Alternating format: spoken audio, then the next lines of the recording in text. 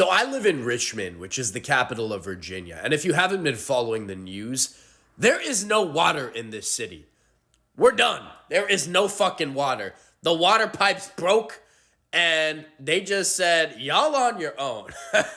Good luck. So what's the first thing that people have been doing? Number one, panicking and buying all of the water supply at every grocery store in Richmond. You cannot walk into any grocery store anymore in Richmond and buy a bottle of water. You can't. Good luck drinking Perrier sparkling water, bitch. Or maybe Dasani. No one gonna touch the Dasani, though. Number two, since there is no water supply, you cannot flush your toilet. You get one free flush, and that's it. So for the people who use the bathroom once, flushed, and can't flush anymore, you're fucked. Your fucking bathroom probably smells like ass right now. And number three, your bathroom ain't the only thing that's probably smelling bad right now. Because like I said, no water. How the hell are you gonna shower? Oh, I'm just gonna use wet wipes. Bitch, that's not cleaning yourself. Go to your local fucking store. Get whatever the hell is closest to water. If they don't have any water, you're fucked. Get some sparkling water. Gatorade. I don't fucking care. Wine. Just fucking douse yourself in that. Get some fucking, Irish Spring body wash. Get clean, because it's smelling like ass in this city right now. The water is completely safe to shower with. We just recommend boiling before use. That will probably be in effect until Friday. Are there any questions? Yes, we would like to say that the water is a little doo-doo-ish. There's a smidge of doo-doo in the water, not positively poopy, but there's... What in the dystopian U.S. is going on around here? Richmond don't have any water, and a lot of people didn't even know that. You know why? Because California is burning. Well, parts of California, thank goodness, not all of it. It's a lot going on. Okay, so I do have some more clips as well of people on the Tickety Talk talking about the water and stuff. And as someone who went to school in Virginia and hung out in Richmond a lot and had a lot of friends who lived in Richmond and went to school in Richmond, it is very, very, very strange and kind of hits home to hear that people don't have potable water. And I remember this coming across my timeline prior to it turning into what it is now, where people were just saying that they had a water advisory. So they still had water to bathe and, flush the toilet and things. They just didn't have water to drink. That has now switched, changed, and rearranged. And now they no longer have water to shower or flush the toilet. One woman, even, I have a video, I believe she said she has held in her feces, her bowel movement, for 4 days. And you know what? She's still holding it because they still do not have water. They are projected to get water access on Saturday, which is tomorrow, so the 12th. Hopefully they'll have water, but they've been without water for about a week. To think that this could happen in a country like, America is pretty interesting, and that is one of the prime time cities in Virginia. So it just begs us, to wonder, are we as prepared for situations as we think we are? And I saw a video, I didn't get this one, but there was a video of a disabled elderly woman who could not get out of her unit to get the emergency water or to buy water from the grocery store now. And she must not know how to use technology because she didn't order like Uber Eats or DoorDash to get water. So it's pretty interesting. All of these doomsday preppers have me thinking like perhaps this weekend I'm just going to go get some canned veggies. It's better to have it and not need it than need it and not have it. And you can always find a soup or something down the line to put your canned vegetables in. So I think I'm going to be heading to a grocery store just to, make sure that we have enough so that, if something does occur, we won't be up as creek without a paddle, because, the infrastructure around us is crumbling for some reason. Now, I'm a skeptic, and a conspiracy theorist and a spiritualist all at once. So it's pretty interesting dichotomy that I'm working with here. But a lot of people are saying like, oh, this is the fall of Babylon. Who knows? This could be the fall of a civilization. I don't know.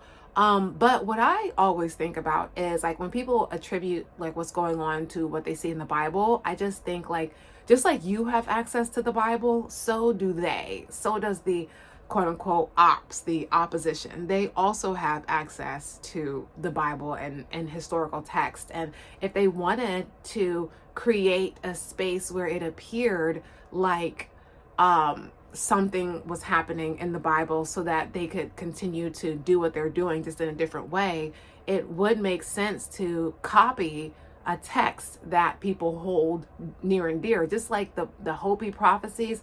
Who's to say that this, and I'm not saying that they did, but who's to say that the campaign was started with the red hat because the Hopi prophecies said someone would have a red hat. So they used that prophecy to make it seem like that's what's actually happening.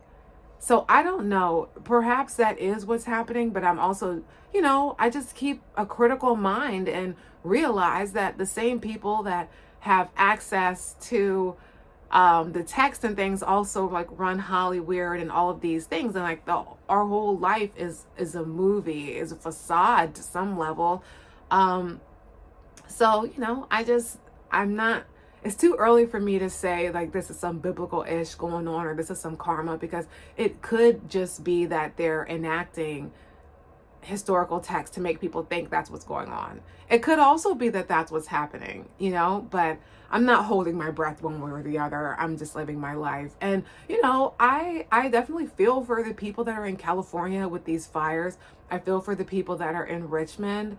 And I feel for the climate as a whole, because as a society and the quote unquote little people, there are billions of little people, yet somehow all of us are still controlled, and somehow we're still waking up and going to work, acting like nothing's happening, acting like Richmond has water, acting like California's not on fire, acting like tent cities aren't taking over our country, acting like pollution isn't going crazy, acting like this system is a good and fair system for all, acting like I said, the tent cities with all of their stuff isn't going on, acting like children aren't being taken from and going missing, like all of these things. We're just going on with our life because that's what we're told to do, because we have to pay our bills, because we have to do X, Y, and Z. And if you think about it, there's a small subset of people that are actively controlling how everyone else responds. I remember when there was so much going on when I just graduated from college, and I forgot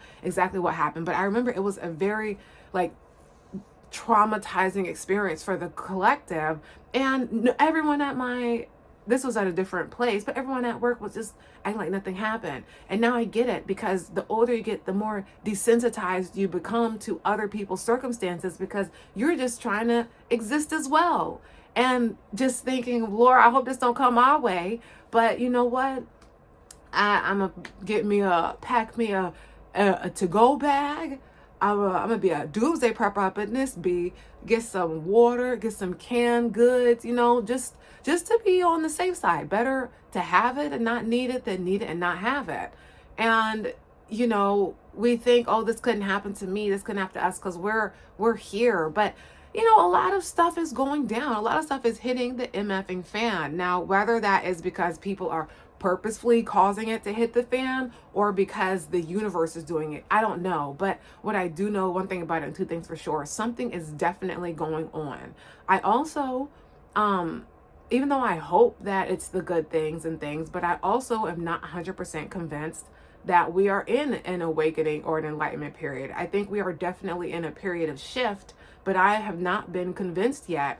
And I go back to what I said earlier, that just because that is what we're taught, that is the next thing that comes, doesn't mean that that's actually here yet. It doesn't mean it's happening right now, because who told us that? So I'm not saying that it is or it isn't, but I'm just a little bit more subdued in my responses to things because a lot of things haven't been what I thought they were. A lot of things that I've experienced have caused me to question like pretty much everything. And I think that that is healthy because when you really sit and think about it, a lot of our family members are soldiers and things for wars and things that are about profit and about selling these different things and making money. And it's not even about protecting all the way. You know, like when we find out all of these weird things that have been going on and you think about how many people there really are in the world, at some point Kanye got a point. It is a choice. At some point we are all choosing to continue to go with the flow and the way that it is. We are all choosing. Because to be frank, if one day everyone decided that they just weren't going to show up for 3 months, what would that, I'm not saying that that's what should happen. I'm just posing a scenario. What would occur?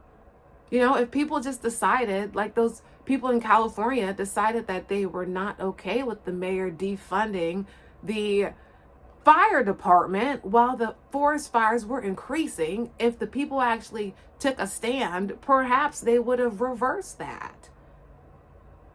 But people were so stressed, unhealthy, depressed, unhappy, focused on getting the bag, that we just continue to go through this thing over and over and over again, like hamsters on a wheel. Even when you get out, you're still there because you still got taxes. You know, there was a time when people didn't have to pay taxes. So, you know, these kinds of things, that's just where my mind goes. I go to all these different scenarios and thoughts because there's always more to the story. There's always something behind the curtain. Once you find out that the wizard in the Wiz is really just a man from a hot air balloon, suddenly things start to shift and nothing seems as serious. But then at the same time, everything becomes serious because then everything becomes real. And real recognize real. And a lot of UMFers is looking unfamiliar. And if anything that I said offended you, that's your problem. You know, you got to work that out with yourself. With that being said, let's see what else is going on in Richmond because a lot of people are suffering. So, I'm not telling you what to do, but I would encourage everybody who's watching this to make sure you have some water, make sure you have a to-go bag, make sure you have some food. Because yes, people say that you create things in your reality, but also to walk around without an umbrella when the news said it was going to rain or when you knew it was raining and you decide to walk around without an umbrella, that's your fault. Now, if you don't have the funds to get that together, that's a whole different situation. But, you know, there are dollar stores and there are food pantries. When I was in school in Virginia, when I used to be in Richmond, I was volunteering at a food pantry. So, you know, there are resources out there. Sometimes you just have to really, really, really look. And if you don't qualify for those things, that's unfortunate. But, you know, noodles, you can get some noodles or some ramen, you know, because it's better to have something than nothing. But, you know, like some of us are used to just, you know, doing what we got to do to get by at the same time. All that to say, you know, people will say, oh, well, your mind controls your reality. And I'm not saying that your mind doesn't have understanding of what's going on. But at the same time, also, if you are seeing other people's situations going left and you decide not to prepare in all the ways that are in your ability to make sure that your family would be good, that's a you thing. And that's something you have to come to terms with and deal with. That ain't got nothing to do with me. Me, as some people in my family would say, just because you paranoid don't mean they're not after you. And just because you prepare for something doesn't mean that that's what you're expecting. It's always better to have something and not need it than to need something and not have it. So with that being said, I encourage all of you to get your kits together and just, you know, make sure that you have whatever, at least things that you feel like you need to ensure that you and your family would be okay in case you were without water or had to flee your home. Because the fact that it's happening in two places and people didn't even know it was going on in Richmond makes me wonder, Where is it going on in other places and it's just not on my feed, where they don't have water, where they don't have, like, does Flint, Michigan have clean water yet? Like, is that, are the people that were impacted by the fires in Hawaii okay yet? Because last time I checked, they were still struggling. So, it's like all of these things are going on, and we're all just continuing, if we're not impacted, just continuing life as if nothing is going on. So it's a little bit strange. And, if you're an empath, as much as it's not necessarily impacting you directly, it's interesting, to say the least. We're living in very interesting times. All right, let's get back and see how these people in Richmond are favoring, and let's just send them our upliftments. Oh, then I'm gonna say one more thing. The rich people that have a lot of money and are not doing a darn thing to assist the other people are part of the MFing problem.